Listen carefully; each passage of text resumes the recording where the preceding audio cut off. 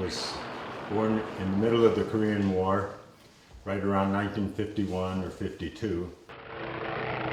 I have memories of that. I have memories of the fighting, and I used to have nightmares about the war for many years afterwards.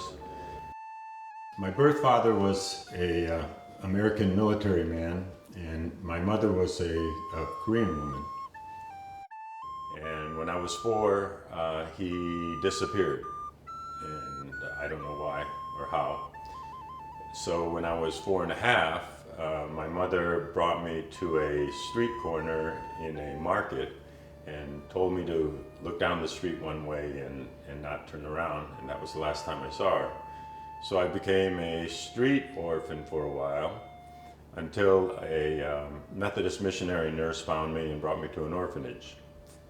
And I lived there for perhaps a year and a half before I was adopted into the U.S. by the Clement family.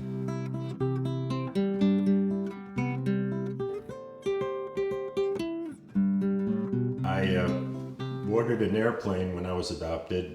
In 24 hours, no one could understand me, and I could no longer understand anyone else. So I thought overnight I had become very stupid. No one had explained to me that I was about to embark on a journey to another country with a different language and different culture, and so it was quite a surprise when I got off the airplane and listened to everyone speaking. The circumstances were that we were living as a family in North Carolina, and they notified us that several adoptees would be arriving from Seoul by airplane in New York City. So I went up to New York City. There were several children they had Korean nannies with them to make sure that they were comfortable, and they presented me to my son. I'm meeting my adopted dad for the first time, and I don't know who he is, and so I've got my hand grasping Mika's clothing, and she was the other adoptee that came. There was only 2 of us that came on that flight, so I'm holding on to her while I'm looking at him. My adoptive father picked me up at the New York airport and drove down to North Carolina, where we live. And they brought me into the living room and sat me down on this humongous couch, which is something I had never seen before. And one by one, they brought my new brother and sister in, and they were sitting across the room from me, and they were giggling and laughing and speaking this strange language, and I thought it was Chinese. We couldn't speak to each other. The first words I ever said to him, and Tom remembers it, was we gave him a little toy Jeep, and then when I was driving in North Carolina to our home, he kept moving the Jeep back and forth on the dash in front of me, and I kept saying, "Easy, easy." So his first word that he learned was easy. I decided that I was not going to speak Korean anymore, and I had to learn English. And then my parents invited some Korean students from the university over to talk to me in Korean, and I refused to talk to them. I ignored them. I hid behind my mother's skirt. Because of experiences in Korea, he was afraid that they were going to bring him back. Very little could be determined about Tommy's life in Korea. After learning to speak English well enough to express himself, his memory of his life there began to fade, and in fact became mixed with fancy. His life must have been uneventful and with few experiences. Food was scarce, blankets were few there, and he sleeps with all blankets tucked around and under his shoulders. My adopted mother's name was June Clement, and she was extremely intelligent. She graduated from Smith College and always involved in helping somebody somewhere, and it was more than just in our community. They adopted when most people didn't, and most people were unaware of the Korean War. They didn't even know where Korea was. Yet my mother, she did part-time work for the UN, and they had foresight and a huge humanitarian heart to see. They had 3 biological children, but they still adopted internationally. If I ran into other kids who were prejudiced against me, I never came home and told my parents or family about it, because they treated me so much like family that I didn't want to remind them that I was adopted. That's how completely they accepted me. The feeling of stupidity got worse when I went to grade school. Well, I was put into first grade without knowing more than a couple of words of English, and I didn't have a clue about school, what anybody was doing. For instance, in second grade, we were given a math test, and I copied the little boy's paper next to me. His name was Christopher Vandenhoner. And the next day, the teacher handed out the papers that were graded. And she said, here's an A+ for Christopher Vandenhoner, and here's another A+ for Christopher Vandenhoner. And then she looked at me and said, where's your paper, Tommy? And she knew that I had copied his whole paper, including his name.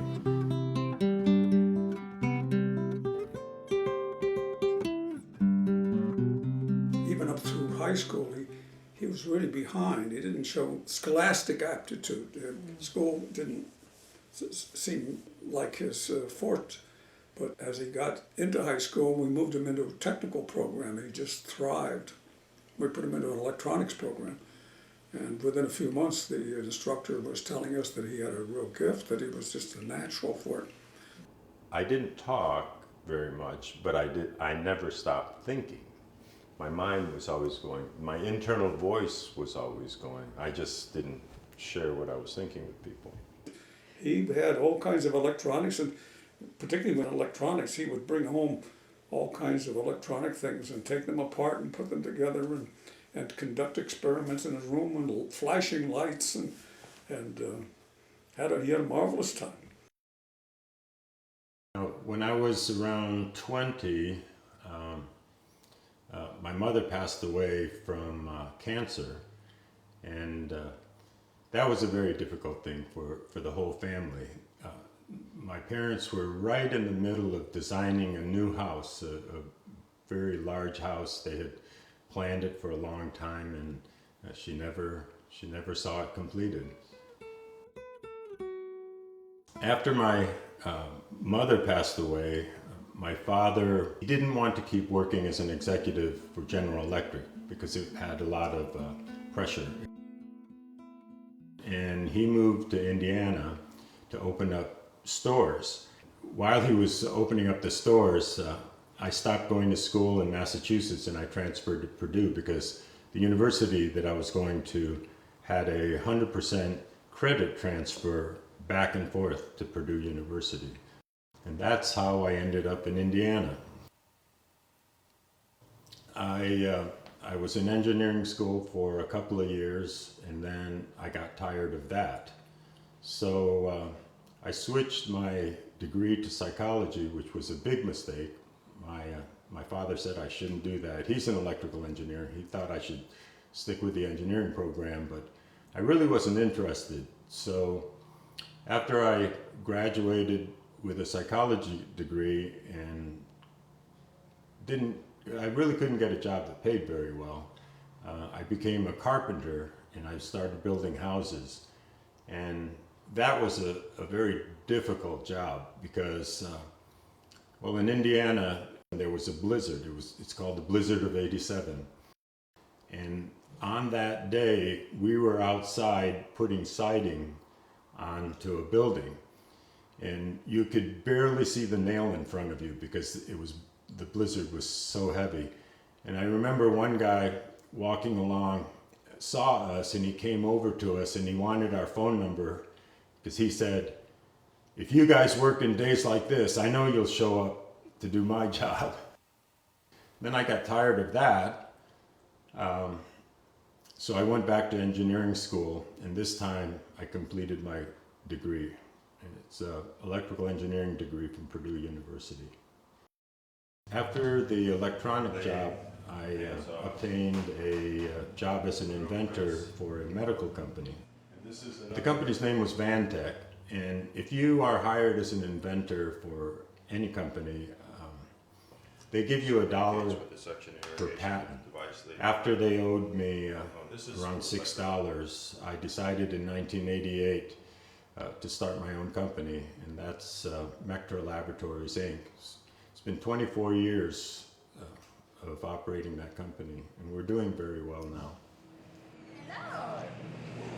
We're building equipment. And automated bottle filling machine. We have 2 bottles. As a kid, my favorite show, my absolute most favorite show was called Clyde Crash Cop. And Clyde Crash Cop was an inventor. He was tall and skinny, had a mustache, and whatever he drew on the chalkboard became 3D and in real life. So after watching that show, I thought, that's where I want to be when I grow up. I want to be an inventor. I want to draw things and have them come to real life. And oddly enough, I grew up and I am an inventor. I have 37 US medical patents currently and 4 pending right now. When I was around 12 years old, 13 or 14, the Beatles were very popular. And so a lot of kids wanted to play guitar. Fortunately, in our neighborhood, we had 4 other kids that wanted to play guitar, and they had their guitars and amplifiers. So we formed a small band. It was a lot of fun. We practiced it down in basements of different people's houses that their parents didn't mind a lot of bad noise going on, very loud. I think that's why I've gotten back into it at a later age. I've joined a band, and as you can see behind me, this is the equipment that we use. And hopefully we're a little bit better than when I was 12 years old.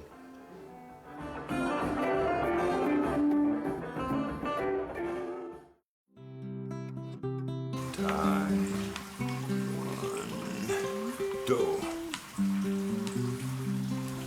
I was a catcher for a trapeze. I played soccer for many years. I loved soccer. So I always stayed physically active.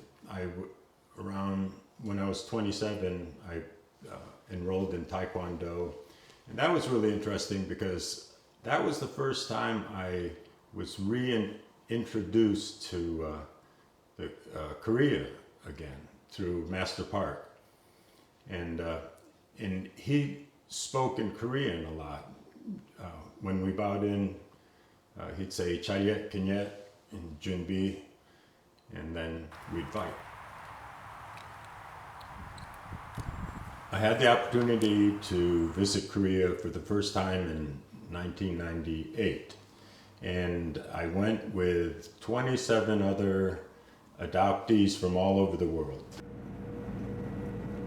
When we were flying into Korea, when I saw the land, I had a panic attack. It hit me just out of the blue, and I didn't know why. It must be that, your physical being remembers everything. So to me, Korea meant the Korean War. But the panic attack went away, and we landed, and we were greeted by a large group of people, and I was simply amazed by what I saw, because this was perhaps 50 years after the war, and my memories were Korea was flattened. And then 50 years later, Korea looked just like any modern city in the United States. It was pretty unbelievable that a country can rebuild itself to that magnitude in such a short time. Humans are amazing. And then I realized, after seeing South Korea and how prosperous South Korea is, that North Korea must be a totally different situation. I was watching my favorite news channel, which is CNN, and they had a news program of the devastation in North Korea from flood and famine. And they had pictures of some farmers that were trying to work on the flood areas, and it looked like they had shovels without the metal part of the shovel. They had sticks. So, but then in my mind, I think North Korea, they're both Koreans. They have an artificial boundary, and this is a divided family situation. So I wanted to go to North Korea. And the other thing was, I don't always believe what I see on the news. I'm a doubting Thomas. I have to see for myself. And so I went. And this was during a time when North Korea lost millions of people to starvation. And I witnessed some of that myself. So it was important to me to bring North Korea up to speed on surgery and surgical equipment. So I obtain a lot of equipment from different companies. When you're a president of a medical company, you tend to know other presidents of other medical companies. And they didn't hesitate a moment when I asked for equipment. They just shipped it to me. So I brought quite a bit of equipment in, and I lectured at the Pyongyang University Teaching Hospital, their top surgeons. And it was quite a rewarding experience. It was late at night, and we were going to a restaurant, and right next to the door was a 5-year-old orphan, homeless boy with no shoes on. And I thought, wow, that's my protege. So it made me think. I thought, how in the world did I go from him to training surgeons and all the different events from that boy to where I was walking through? His image always stayed with me.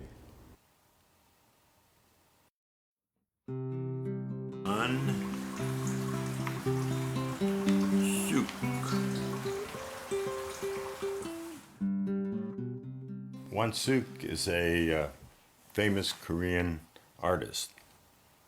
The UN even made stamps out of some of her images. She was involved in humanitarian work with North Korea, and I traveled with her a couple of times to North Korea, and she was my interpreter, and that's how we first met. Well, through Won-Suk, I've acquired a whole Korean family. She has 7 siblings. There's 2 brothers, and the rest are sisters. And then I constantly hear her speaking Korean to everybody, her friends and whatnot. So. And a Yo, yo. yo, yo. No, Gabriel, I go. One. That's pathetic. But this one better than nothing. Yeah.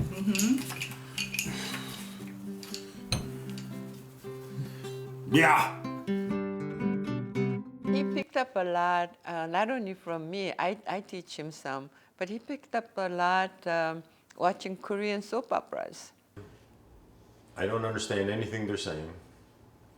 So Won-Suk thinks it's funny when we have it on and she's talking and I go, shh, we have to turn up the volume. I turn up the volume more. And she thinks that's funny because I still can't understand what it is. He has this whole little booklet of a lot of phrases, like, get out of here, I'm going crazy. Wow.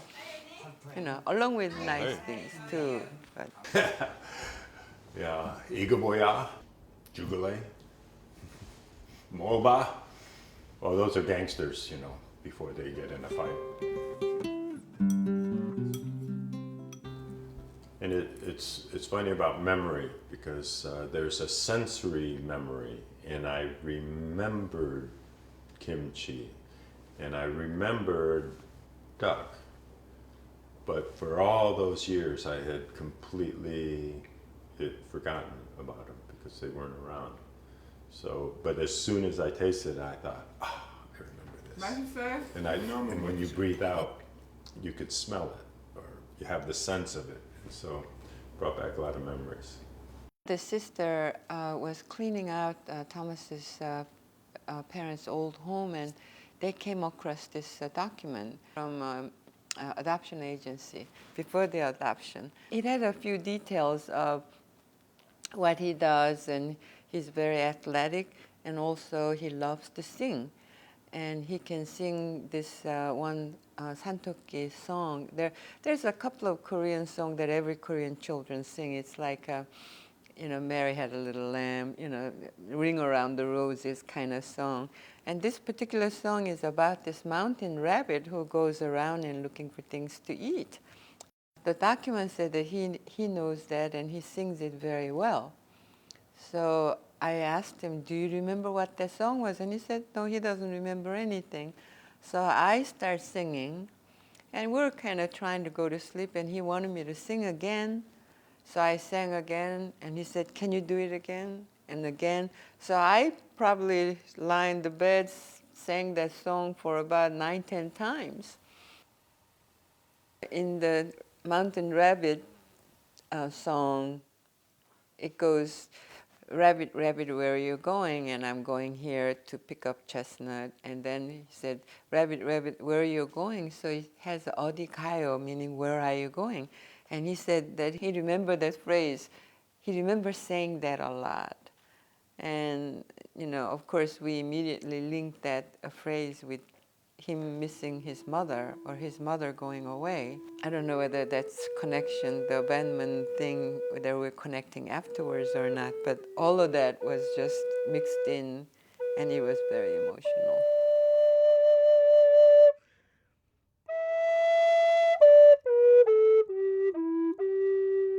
I feel that my mother must have gone on in her life, and perhaps her new family has no idea about me. And I'm sure that's true to many birth mothers. So, and I want her to be happy with her new family, and I don't want to all of a sudden go up to her front door and knock on it and say, ta-da! Here I am, long time no see. 오래간만입니다. I hope that she's happy in her new family, and that's fine. I don't have any need to do that. I don't have any desire to do that, and I will never do that. These are teardrops.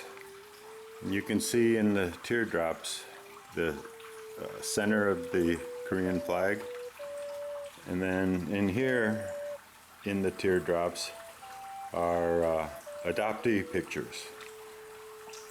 And what it symbolizes is the teardrops of the birth mothers that gave up their children for adoption.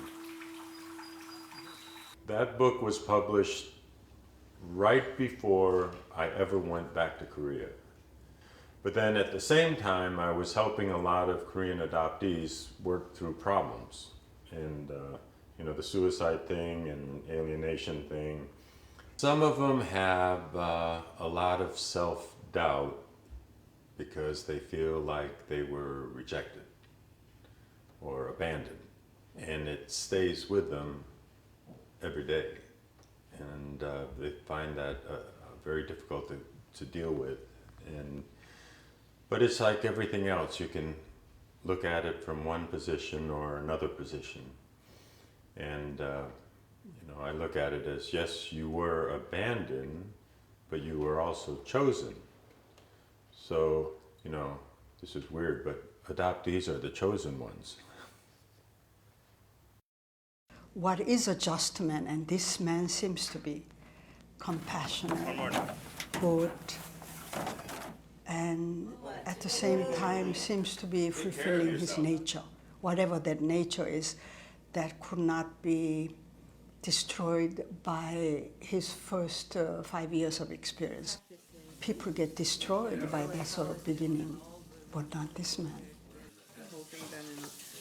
I don't know why negative experiences can affect different people differently. And I have a lot of adoptee friends that are extremely negative about the whole adoption system. Losing their country, losing their language, their customs, and then ending up as a minority in a predominantly white society. Oh, and it's smooth. I was never angry about my adoption. Especially, I noticed that a lot of the early orphans from the war were very glad to get out of Korea. Korea was destroyed, it was flattened, everybody was hungry, it was so poor. And then all of a sudden, you fly into a country and there's no war and there's all this food and play toys, and I mean, what's there to be angry about? I had the opportunity to meet the president of South Korea, and he was saying to our group how ashamed he felt and sorry that Korea sold their children. And I told him that I wish he didn't feel so badly because, and I really believe this, there is nothing in my past that I would change if I could. You know, your past makes you who you are today, and everything that you encounter is part of a learning experience going into the future.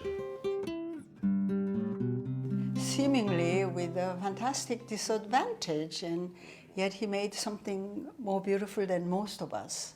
So that's what I like about him. And I hope he understands how much those of us who appreciate him see him as such, as a product of his own imagination. Hey, I saw all that weightlifting stuff out there. Lord, for giving us this beautiful day, and to thank our host.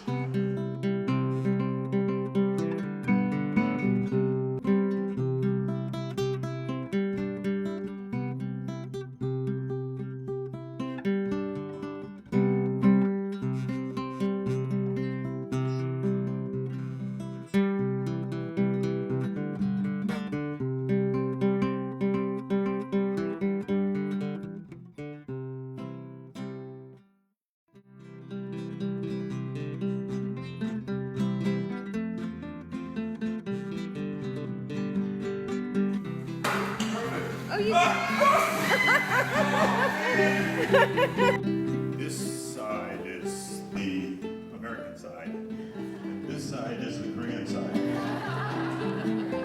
I think his generosity will continue, and the world benefits from having Thomas.